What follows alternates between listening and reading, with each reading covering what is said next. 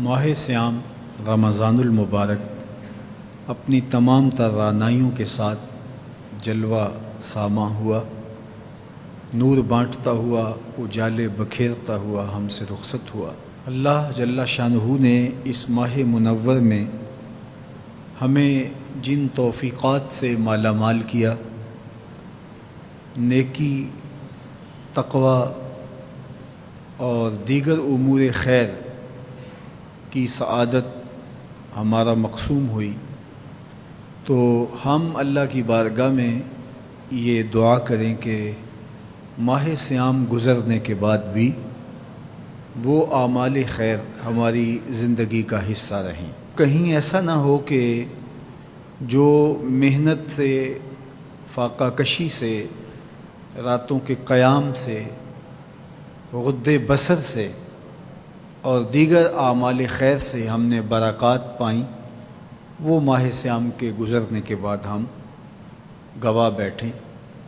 قرآن مجید نے اس عورت کی مثال بیان کی ہے جس کا توازن عقلی ٹھیک نہیں تھا اور سارا دن چرخہ کاٹتی رہتی اور شام کو اپنے ہاتھ سے کاتا ہوا سوت ریزہ ریزہ کر دیتی۔ فرمایا تم اس عورت کی طرح نہ ہو جانا۔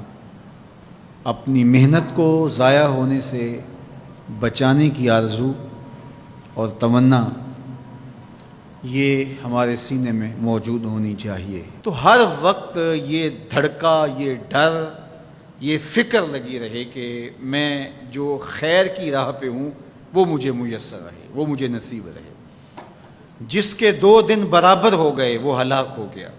ہر آنے والا دن گزرے ہوئے دن سے بہتر ہونا چاہیے۔ اگر برابر ہیں تو ہلاکت ہے، اور اگر کسی کا گزرا ہوا دن بہتر ہے اور بعد والا دن اس سے بدتر ہو گیا، وہ تو پھر کچھ نہ حاصل کر پایا۔ تو رمضان المبارک کے اندر ہمیں جو برکات حاصل ہوئیں، ہمیں جو نور ملا، ہمیں جو اجالے حاصل ہوئے، ہم اپنا محاسبہ کریں کہ کیا وہ ہمیں اب بھی میسر ہیں، یا یہ کہ آج ہم دوبارہ اسی زندگی کی طرف پلٹ کے آگے ہیں۔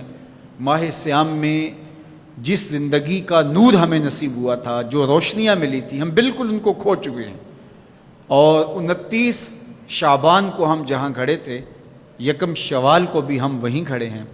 تو پھر یہ بات سوچنے کی ہے۔ کوئی شخص کسی ڈاکٹر کے پاس جا کے علاج معالجہ کرواتا ہے اور وہ 1 مہینے یا 2 مہینہ تک اس کو دوا دیتا ہے، اور دوا کے بعد وہ کہتا ہے اب دوائی تم چھوڑ دو اس لیے کہ تم صحت یاب ہو چکے ہو۔ تو دوائی چھوڑنے کے بعد پھر دوبارہ وہ مرض لوٹ آتا ہے، عود کر آتا ہے، تو پھر اس کا مطلب یہ ہے کہ اس کو شفا نہیں ملی، اور پھر ڈاکٹر اس کو کہے کہ نہیں چلو 1 ماہ پھر دوائی لے لو، اور 1 ماہ دوائی استعمال کرنے کے بعد پھر دوبارہ وہ وہیں کھڑا ہوتا ہے، اور تیسرے ماہ، چوتھے ماہ، تو پھر وہ دوائی کارگر تو نہ ہوئی کہ جب تک دوائی آپ لیتے رہے تب تک تو بہتری رہی، اور جب دوائی چھوڑ دی تو پھر وہیں کے وہیں رہے۔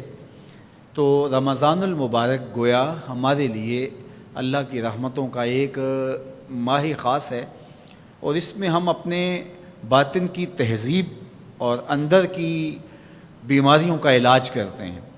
اور جب ہم یہ 1 مہینے کا کورس کر چکے ہوں تو ہم اپنے آپ کو دیکھیں کہ ہم کہاں کھڑے ہیں۔ ہمیں کوئی فائدہ ہوا ہے فاقے کاٹنے سے، بھوک کاٹنے سے، راتوں کو قیام کرنے سے، اعتکاف میں وقت گزارنے سے؟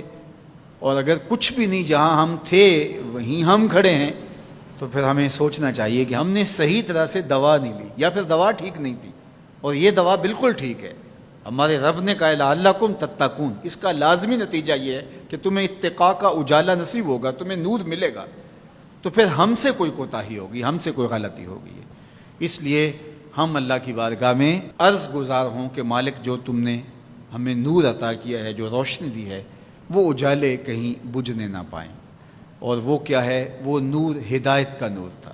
تو اہل ایمان یہ دعا کرتے ہیں، ربنا لا تزغ قلوبنا بعد اذ ہدیتنا، اے اللہ ہمارے دلوں کو سیدھا کر دینے کے بعد دوبارہ ٹیڑھا نہ کرنا۔